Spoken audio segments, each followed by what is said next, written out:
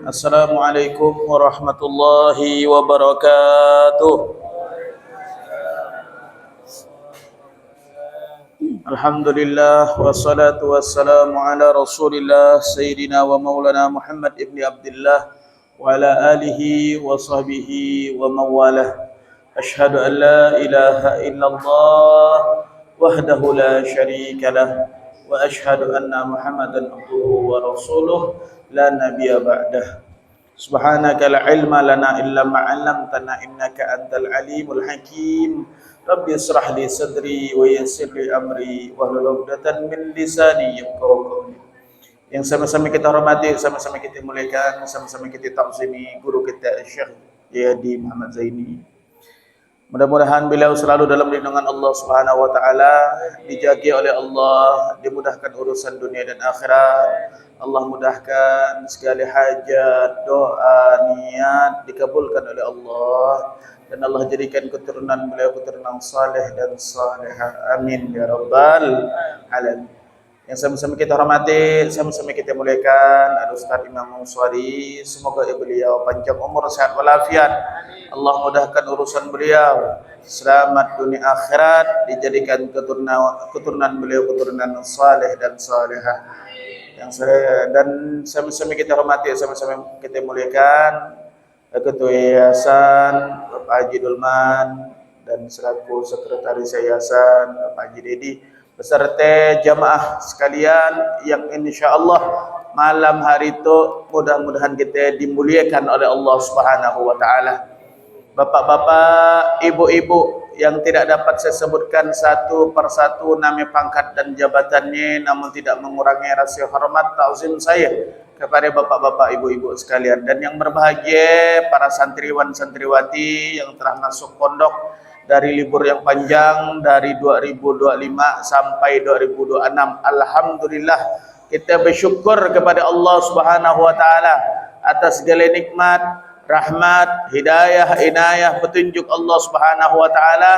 Pada malam hari itu kita dikumpulkan di tempat yang mulia. Mudah-mudahan sebab kita kumpul itu menjadi turun rahmat Allah Subhanahu wa taala, turun berkahnya Allah Subhanahu wa taala, dan tidak keluar kita dari tempat itu kecuali dosa-dosa dan kesalahan kita diampunkan oleh Allah Subhanahu wa taala, dan hajat semua doa kita dikabulkan oleh Allah Subhanahu wa taala.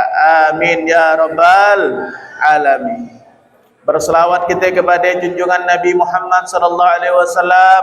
Semoga dengan selawat kita diakui beliau sebagai umat dan mendapatkan syafaat beliau kelak di akhirat, pembelaan beliau dan pertolongan beliau kelak di akhirat. Amin ya rabbal alamin. Bapak-bapak, ibu-ibu, jamaah sekalian yang dimuliakan oleh Allah Subhanahu wa taala, alhamdulillah kita sudah masuk di bulan Rajab, bulan yang sangat mulia. Sampai-sampai diceritakan bulan Rajab itu di dalam sebuah kitab, itu adalah bulan yang Allah pilih.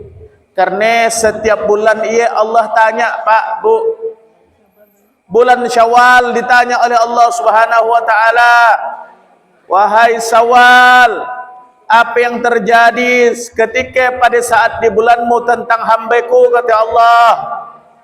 Ya Allah, udah gede bulan Syawal tu, lama gila bulan Syawal, banyak hambamu yang maksiat dan tahan aku, kata bulan Syawal. Cepat-cepat lakakan bulan Syawal. Banyak sekali maksiat yang terjadi di bulan Syawal, kata bulan Syawal, Pak. Semuanya akan dipertanggungjawabkan di hadapan Allah Subhanahu wa taala. Bahkan bulan yang 12, Muharram, Safar, dia bertanggungjawabannya. Allah tanya semuanya kepada Allah Subhanahu wa taala. Apa lagi kita itu, Pak? Pertanggungjawaban kita kelak luar biasa kelak di akhirat nanti. Mudah-mudahan Allah hilangkan daripada hisab kita kelak, dan Allah berikan bi ghairi hisab, tanpa hisab kelak masuk surganya Allah Subhanahu wa taala. Amin ya rabbal alamin. Nah, bulan Syawal pun mengeluh atas apa yang terjadi di bulan Syawal tentang hamba-hamba Allah, kemaksiatan di mana-mana mereka melakukan, yaitu kesalahan-kesalahan, tidak taat kepada Allah Subhanahu wa taala.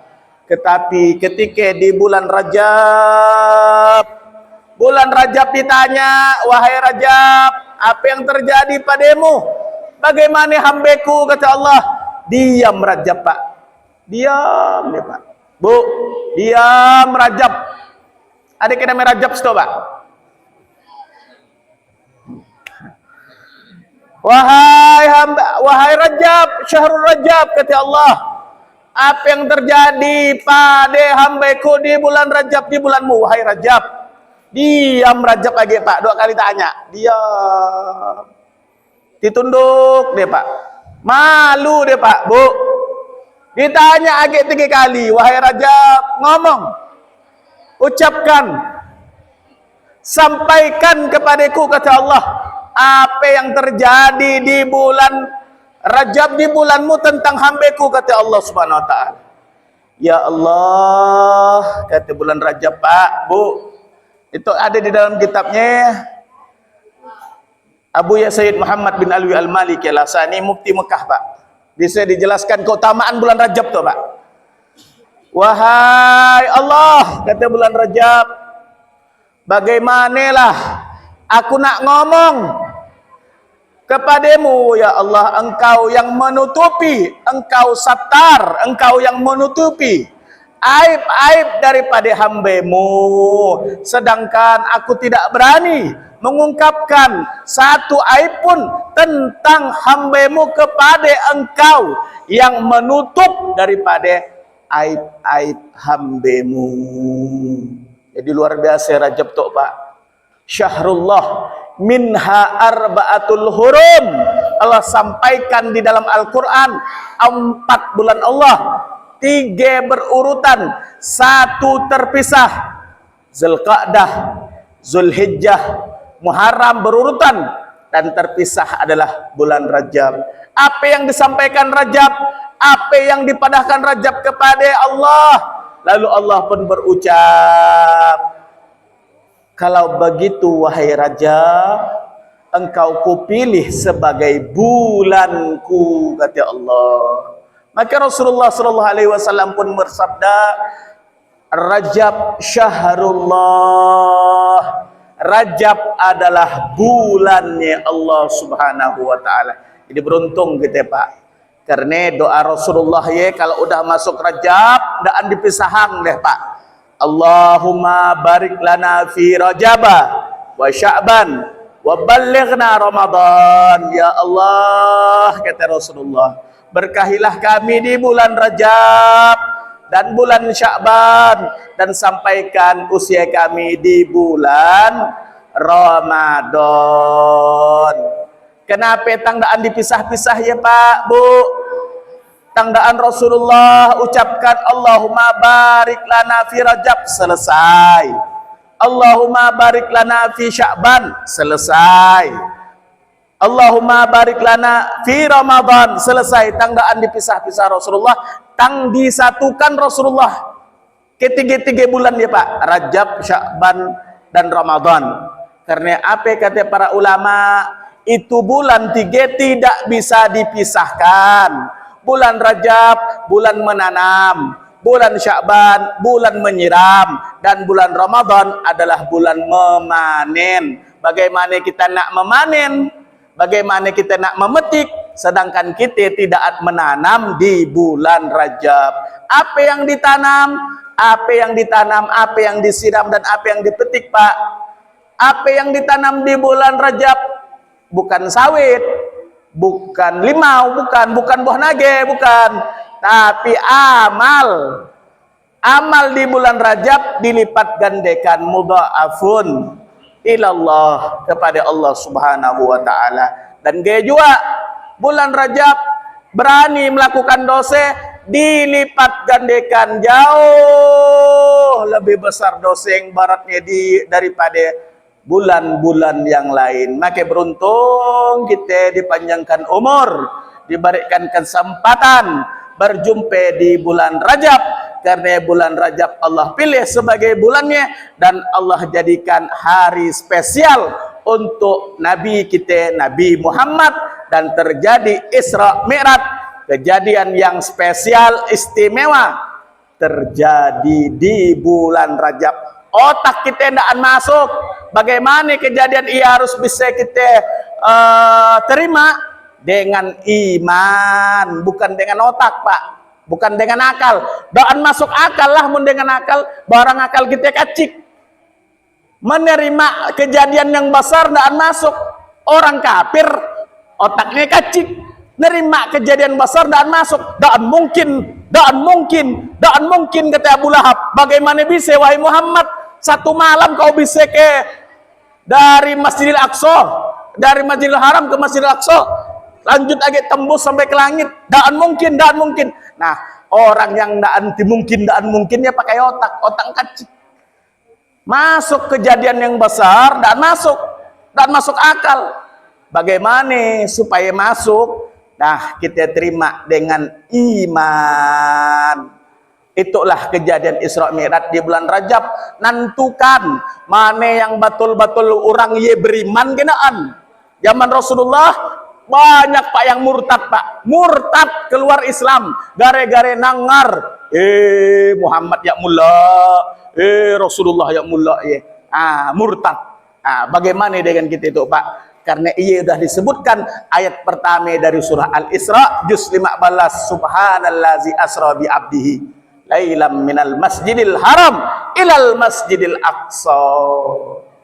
Ya harus kita imani, Pak. Dan alhamdulillah kita berjumpa di bulan Rajab itu, Pak. Alhamdulillah. Bapak Ibu yang dimuliakan oleh Allah Subhanahu wa taala, jadi sedikit akan saya sampaikan tentang bab fikih kita, Pak. Kemarin kita telah sampaikan masalah air. Sekarang apa-apa aja sih hal-hal yang mewajibkan kita untuk mandi janabah, mandi hadas besar. Nah, di dalam kitab Safinatun Najah dijelaskan ada 6, Pak. Ada 6. Yang pertama, ilajul hasyafah ilal farji. Masuknya hasyafah, kemaluan laki kepada kemaluan perempuan. Baik keluar mani maupun tidak keluar mani, wajib mandi, Pak. Baik bentar maupun ngancap maupun lama, wajib mandi. Hasyafah ya apa, Pak? Mohon maaf, karena fikih itu harus nak dibuka. Mundaan dibuka kala jadi hal yang ragu-ragu, hal yang samar-samar. Hasyafah ya kemaluan laki bagian helmnya, Pak. Bu. Jadi kalau masuk ya sedikit aja wajib mandi.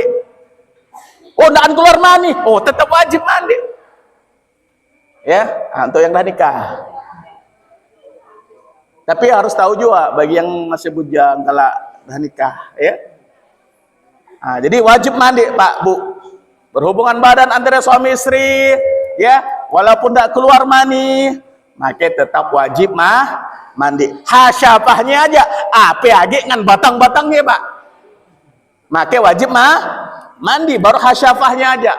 Apa bahasa kita? Helmnya, Pak, helmnya, ya, Pak. Ya. Yang kedua, apa yang kedua? Yukhrajul mani, yaitu keluarnya mani, baik sengaja maupun tidak sengaja, baik mimpi maupun nyate. Wah, aku kan tidak tidur, dan wajib Pak mandi. Keluar mani, dan mani ya ada 3, Pak.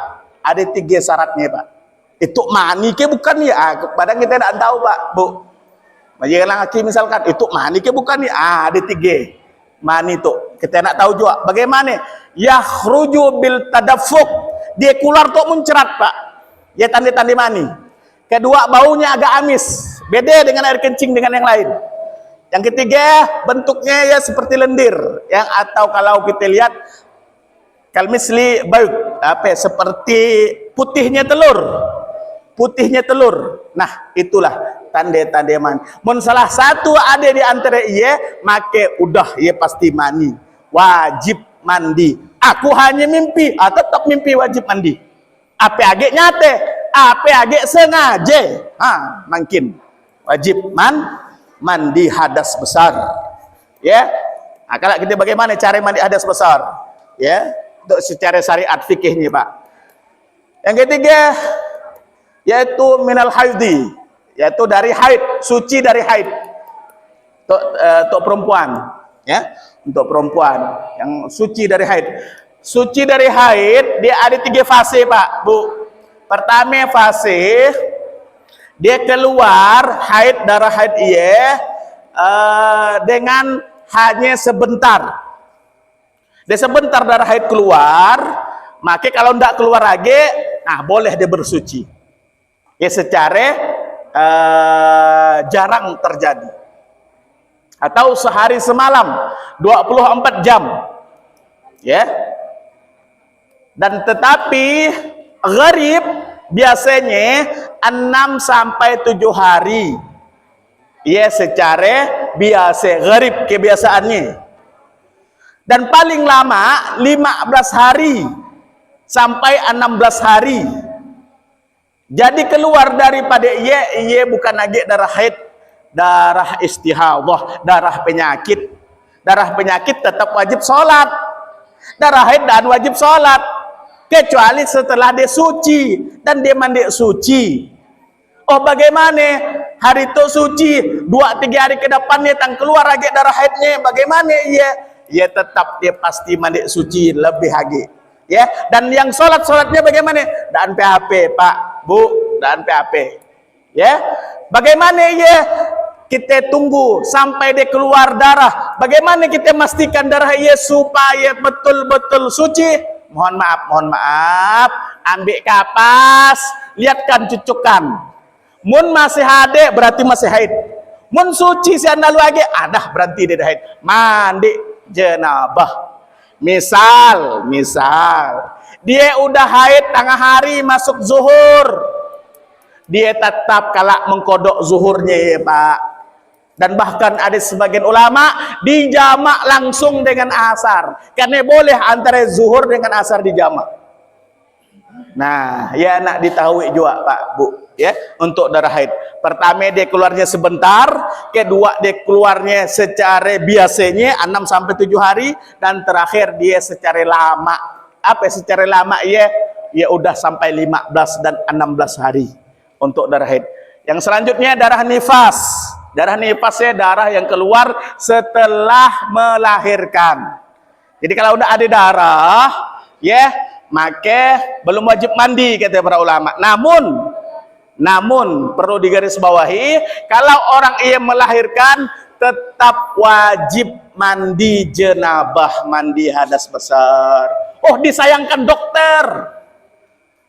Kalau masih ada darurat takut, ya, masih boleh pakai tayamum, ya. Tapi kalau udah daan operasi, misalkan daan cesar, lahirannya normal dan dia bisa untuk mandi, maka mandi setelah melahirkan, setelah beranak. Bahasa gitu. Lakak beranak wajib mandi, Pak.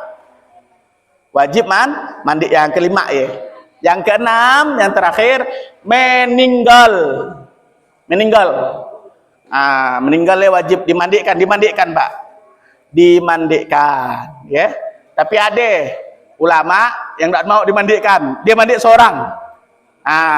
Ya, dia mandi seorang. Udah, dia kapankan seorang, dia mandikan seorang, badannya dikapankannya seorang. Tinggal kita nyolatkan dan nguburkan aku aja. Ada namanya ulamanya, Pak. Habib Syarif Al-Abdullah, ya, As-Sakran. Beliau mandi seorang, ya, ngapankan seorang, laka nyolatkan baru ramai-ramai. Dia kayak di antara kita yang bisa kayak ya. Jadi mandikan meninggal, ya Pak, wajib untuk dimandikan. Munti santuh batal keadaan dan batal. Yang nyantuh yang batal, Pak, ya. Yang nyantuh yang batal. Jadi untuk adik 6 dan tambahan, ya, cuma itu dan wajib, cuma dianjurkan oleh para ulama yang masyhur, ya, kalau ada yang mu'allafu qulubihim, mu'allaf yang masuk Islam, ya, Allah beri dia hidayah masuk Islam, syahadat dia asyhadu alla ilaha illallah wa asyhadu anna Muhammadar Rasulullah, aku bersaksi tiada Tuhan selain Allah, dan aku bersaksi Nabi Muhammad utusan Allah. Nah, setelah dia ucapan iya, maka dianjurkan sekali dia untuk mandi jenabah, mandi hadas besar. Dianjurkan sekali, Pak. Ya, ada yang mu'alaf dianjurkan sekali. Dan ya, syahadat ketika orang mu'alaf ya jangan nak ditunda-tunda. Aku nak masuk Islam, esok aja mati dia mau kayak kita nang jawab, Mbak. Langsung masuk Islam. Oh, kalau urusannya ke KUA ya, urusan itu. Kau lah. Ya, ketika dia dapat hidayah. Aku nak masuk Islam. Minggu depan baru boleh kau masuk Islam. Dan boleh, Pak, ya. Karena ia dah dapat hidayah dari Allah SWT. Mati dia, oh gara-gara iya yo, aku mati dan masuk Islam tuh, kalian payah juga gitu, Pak. Ya. Alhamdulillah, mudah-mudahan manfaat untuk kita semuanya, barokah untuk kita semuanya. Insyaallah kita lanjut lagi di kesempatan atau kemudian yang Allah berikan waktu untuk kita berkumpul dan berjamaah bersama-sama. Akhirul kalam, wallahu muwaffiq ila aqwamit thoriq. Assalamualaikum warahmatullahi wabarakatuh.